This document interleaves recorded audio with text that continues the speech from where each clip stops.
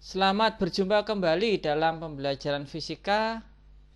Untuk pertemuan ini kita akan membicarakan tentang pokok bahasan hakikat fisika dan metode ilmiah. Pokok bahasan ini merupakan awal dari Anda mempelajari fisika di tingkat SMA, yang mana sebenarnya ketika Anda di tingkat SMP ada beberapa bagian yang juga sudah ditegaskan atau dikenalkan.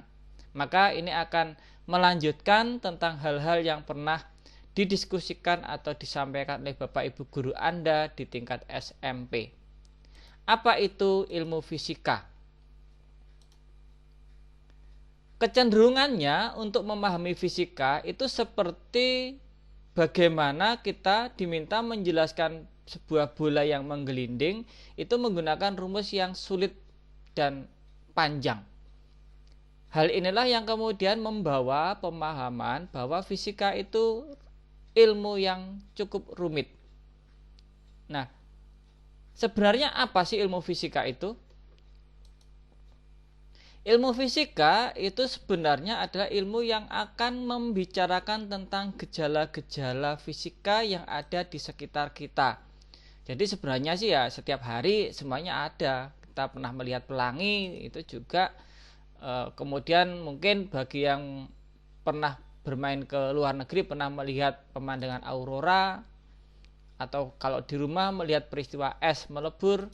Dan masih banyak lagi gejala-gejala alam yang sebenarnya itu mewakili dari peristiwa-peristiwa fisika. Oleh sebab itu, mempelajari fisika itu tidak akan lepas dengan apa yang ada di sekitar kita. Hampir semuanya yang ada di sekitar kita itu peristiwa-peristiwa atau fenomena fisika itu selalu ada dan menyertai. Hanya bagaimana kepekaan kita melihat itu sebagai bentuk fenomena fisika. Bahkan kalau kita bermain pun menendang bola atau ketika Anda bermain dulu game Angry Bird itu pun sebenarnya juga penerapan fisikanya ada di sana. Ya, jadi sungguh banyak apa yang di sekitar kita itu. Nah, apa hakikat dari ilmu fisika sebagai sains? Ya. Ilmu fisika itu sebagai sains memiliki beberapa hakikat, yaitu yang pertama, fisika sebagai produk ilmiah.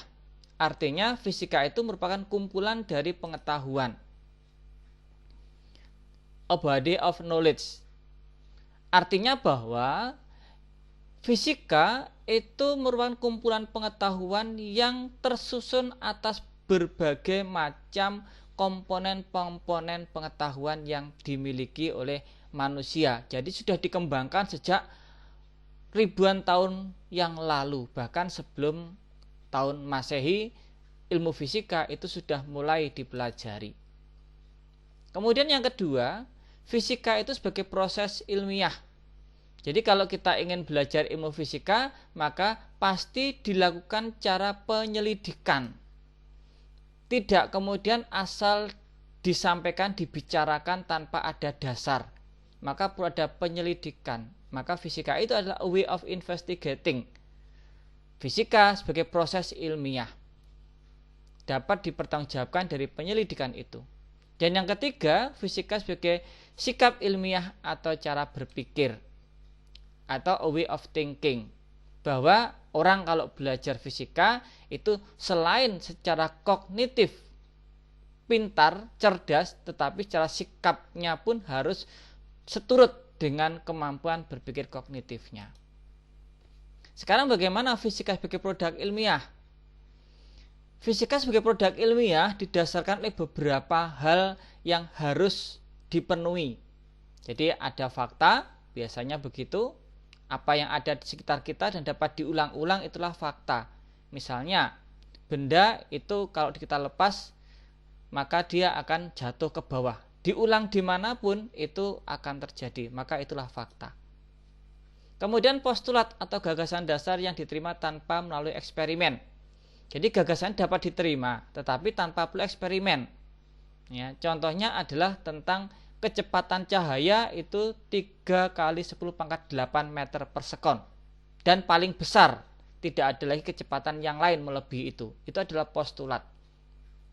Tanpa menggunakan eksperimen, gagasan itu diterima untuk saat ini. Kemudian teori yang berikutnya. Teori adalah gagasan yang tidak dapat diamati oleh panca indera tapi didukung oleh hasil eksperimen. Jadi teori itu adalah tentang fisika yang mana gagasan itu tidak bisa kita lihat. Contohnya ada tentang teori atom. Kita tidak bisa melihat inti atom itu seperti apa. Elektron itu bentuknya seperti apa. Itu nggak bisa kita lihat. Tetapi dapat kita dukung dengan eksperimen bahwa itu ada. Maka itulah yang disebut dengan teori. Kemudian produk ilmiah berikutnya adalah konsep, yaitu gagasan satu benda yang memiliki sifat khusus. Konsep. Biasanya konsep ini berkaitan dengan hal-hal yang mengarah pada definisi. Contohnya kecepatan. Itu ada perpindahan dibagi dengan waktu. Itu adalah merupakan konsep kecepatan.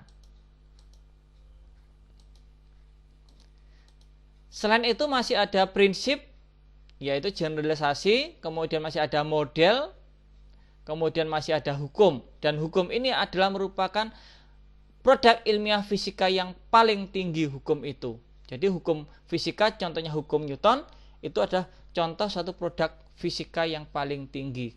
Maka dia akan berlaku dimanapun juga. Entah itu di bumi, entah di bulan, entah itu dalam tataran yang mikroskopis maupun makroskopis. Ketika kita mengatakan itu suatu hukum, maka itu akan tetap berlaku sebagai produk tertingginya.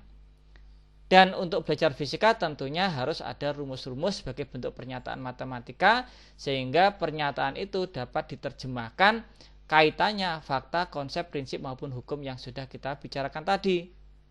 Ya, jadi itulah produk ilmiah dari pelajaran atau ilmu fisika. Nah, bagaimana dengan fisika sebagai proses ilmiah? Proses ilmiah adalah proses yang memerlukan pola pikir secara sistematis.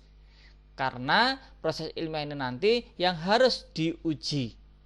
Dan tentunya merupakan salah satu proses yang memerlukan penyelidikan. Maka kalau kita ingin menyelidiki suatu gejala fisika, maka kita perlu melakukan tahapan-tahapan ini. Nah, tahapan-tahapan inilah yang kemudian kita kenal sebagai nama metode ilmiah. Jadi metode ilmiah kurang lebih seperti ini. Memang ada beberapa variasi, tetapi prinsipnya adalah komponen-komponen utama meliputi kegiatan mengidentifikasi, kegiatan hipotesis, kemudian kegiatan penelitian dan kesimpulan itu selalu ada pada metode ilmiah. Hanya mungkin ada bagian-bagian tertentu yang harus disederhanakan. Tapi prinsipnya inilah kurang lebih urutan dari peristiwa metode ilmiah.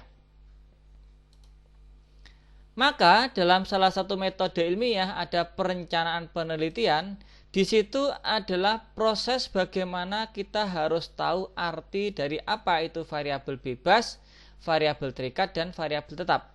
Variabel bebas itu adalah variabel yang nilainya dapat diubah-ubah sesuai dengan kehendak pelaku eksperimen. Jadi ini yang kita menentukannya. Kita boleh mengganti-ganti sesuka hati kita. Itulah namanya variabel bebas. Sedangkan variabel terikat adalah variabel yang nilainya tergantung dari variabel bebas. Jadi variabel terikat itu merupakan variabel hasil.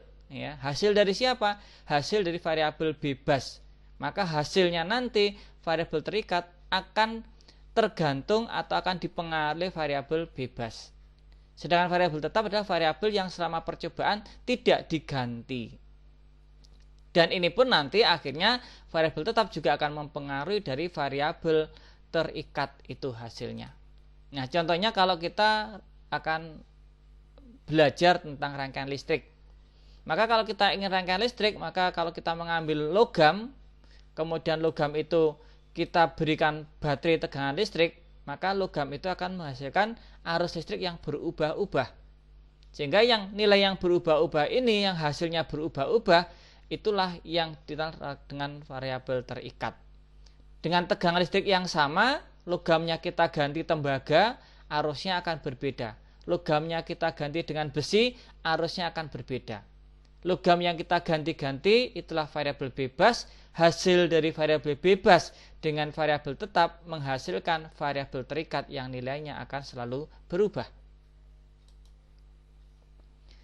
Dan yang terakhir adalah fisika sebagai sikap ilmiah. Belajar fisika hendaknya didasari dan mampu dikembangkan sikap-sikap ini. Jujur, ingin tahu, penasaran, percaya diri, objektif, menerima pendapat, dan lain-lain. Sehingga kalau belajar sikap ilmiah dari fisika itu harus mampu membuat ilmu fisika itu bermanfaat bagi umat manusia. Misalnya Anda belajar tentang bagaimana teknologi atom. Maka setelah mengetahui sifat dari atom yang mempunyai sifat energi yang besar, maka kita harus memiliki sikap yang baik. Untuk apa? Untuk kemaslahatan atau untuk kemanfaatan umat manusia. Digunakan sebagai sumber energi atau dapat digunakan sebagai pengobatan dan sebagainya. Bukan malah sebaliknya digunakan untuk menghancurkan umat manusia. Contohnya adalah digunakan sebagai bom atom. Jadi ketika kita belajar fisika, sikap ilmiah ya, itu harus mampu mengembangkan dalam sikap-sikap keseharian. Dan sikap keseharian itulah yang kemudian kita wujudkan dengan hasil-hasil belajar fisika yang bermanfaat, bukan malah menjadi merusak. Semoga nanti di kemudian hari ada di antara Anda yang menjadi ilmuwan-ilmuwan tetap membawa sikap-sikap dasar dari seorang peneliti. Sampai jumpa pada pokok bahasan berikutnya.